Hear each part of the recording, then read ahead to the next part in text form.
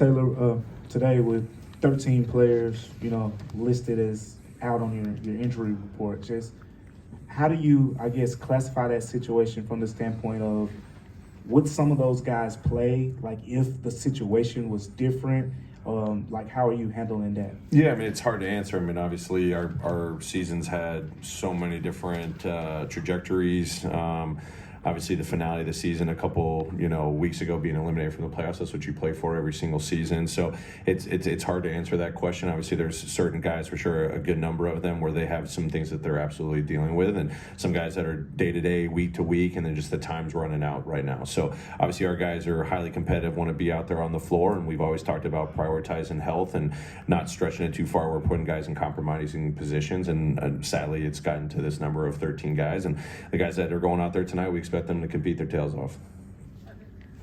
Taylor, so I know at last year's exit interviews and prior to the season, a big focal point was improving upon the half-court offense. Just with all the injuries this year, especially to your primary playmakers, what are the sort of barometers that you and the coaching staff use to gauge successes as well as improvements going into the offseason? Yeah, I mean, it's a variety of different things. Obviously, we're watching the film, we're looking at the analytics, game to game, despite personnel changing.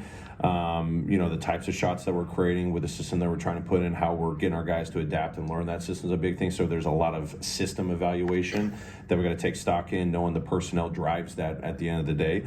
And how we're teaching these guys. What are we doing in our player development sessions with small groups and guys one-on-one, understanding if they're adapting to that system, because if it's not registering, or if it is registering, is that leading to success or not success? So it's all an evaluation period right now. We've had our great moments throughout the season. We've had our troublesome moments. There's an element of our third gear, like we talked about, but that half-court offense, our second gear and first gear, is definitely under evaluation. We've had guys definitely playing out of roles, but we don't want that to be excuse to still not try to evaluate. Is that the right play call? Is that the right spacing on it?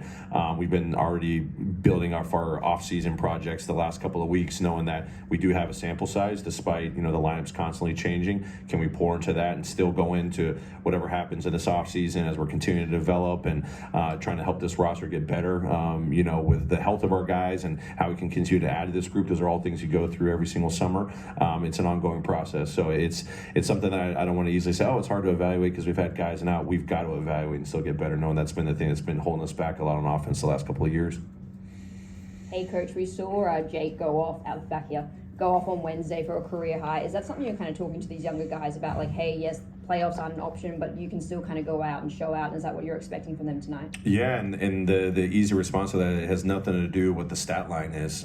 It's how you approach every single game. That's what I've commented on when these guys are truly seizing the opportunity. Obviously, it's great to see Jake get his career high. The aggressiveness, he was playing with a three-point line. He was hitting some crazy tough shots, but you could see him play with a style that we've been emphasizing the last couple of months with him. Even going into the season, what's the forcefulness he's playing with, getting downhill, some tough finishes, what's the aggressiveness, volume of three-point shooting, something we've challenged him with, the spacing to get those shots off. So with every guy that's getting an opportunity now, there's targeted things that we want them to implement game to game and respond from game to game that they can get better at as well. And that's going to lead to hopefully career nights or these career opportunities that they're getting. But I don't want them looking at the stat line saying that's going to validate anything. It definitely helps, but are they seeing the progress game to game to find that consistency in their overall growth? When you think about at this point that you're now game 81 of 82, how do you evaluate the big picture part of this from the point of, do you feel like, yourself, did you get better as a coach this year?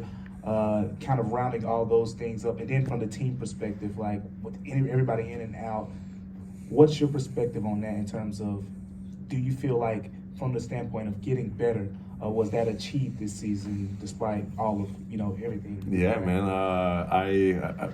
Those are conversations I'm having in my head actively. I've been having them all season long. There was goals of mine, new behaviors, new qualities of mine that I wanted to instill into this season. And as I talk to the players when we have our exit meetings, I'm going to get that feedback from them.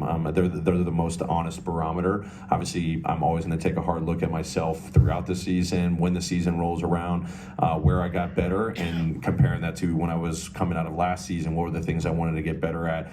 in-game management, leadership styles, spending time with more staff and players one-on-one, my teaching style, the tone I'm setting. I mean, you can go on and on and on. There was endless things I wanted to get on. So it's not fair right now to answer that. I definitely know that there's things I significantly got to get better at, despite what, we're having to manage with our roster throughout the season with changing in rotations and not getting the results. I'm going to be hard on myself, knowing that I've got to continue to get better. There's no excuses.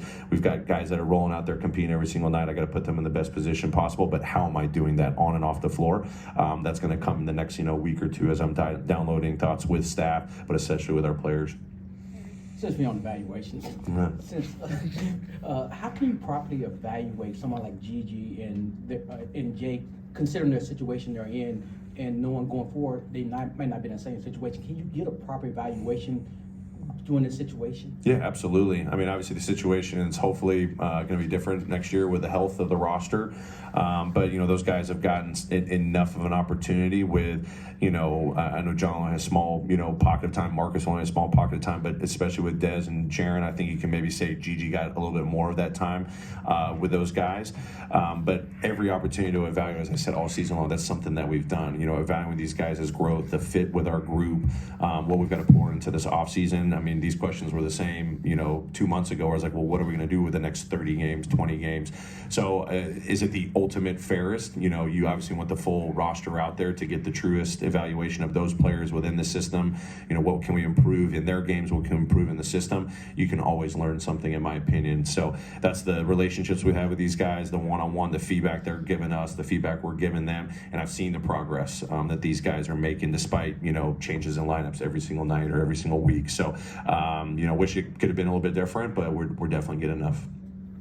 Taylor, just considering where we're at in the season and the shared history the Grizzlies and you have with the Lakers from last spring, do you think anything about that team construction or whoever they have, leading them, made them better equipped to, not necessarily be an underdog in a 7-2 series? Because if they're going to do something this spring, the best they can do right now is 7th, and it could be very well coming in with a lower seed than that. Yeah, I mean, I think the easy answer is they've proven it. The situation they're in now is where they're at. Obviously, they've got, I think, 2 games left as well. They proved it last year coming out of the play-in, getting to the Western Conference Finals. And when you talk about the leadership there, I mean, they've got one of the greatest of all time in LeBron James. They got champions, AD's presence, what he's been doing, D'Angelo Russell. I think Darvin's done a phenomenal job. I know there's a lot of questions surrounding him and all that stuff, but that dude's phenomenal. And I think he's gotten these guys to go out and compete and prove it with that underdog mentality, despite the unbelievable talent and track record that, those guys have. So I think they got great leadership, and who knows what time will tell, but they proved it last year, and I wouldn't doubt that they could potentially do that again this year. Coach, just 2 games left in the season. What do you want to see from your guys both tonight and then on Sunday? What effort do you want to see from them?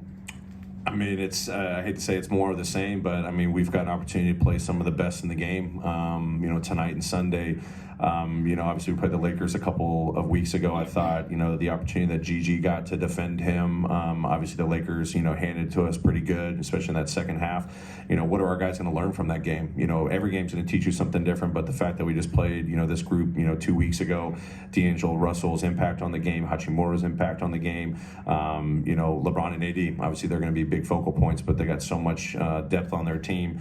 I want our guys to attack every single game with a learning opportunity. What can our guys individually grow in their own games, the things we're hitting with, but obviously when you're facing a different opponent every single night, it's a new challenge. So really trying to get our guys to understand, what they've got to focus on night in, night out, but it's different when you play the Lakers tonight, the Nuggets on Sunday. So hopefully coming in with that mentality of, high competitiveness, high unselfishness. These guys have shown that. Obviously a tough one against the Cavs, a couple of nights ago, but those guys playing with that right chip on their shoulder, going out trying to, prove themselves, prove what we still got left in the tank is what I'm focused on.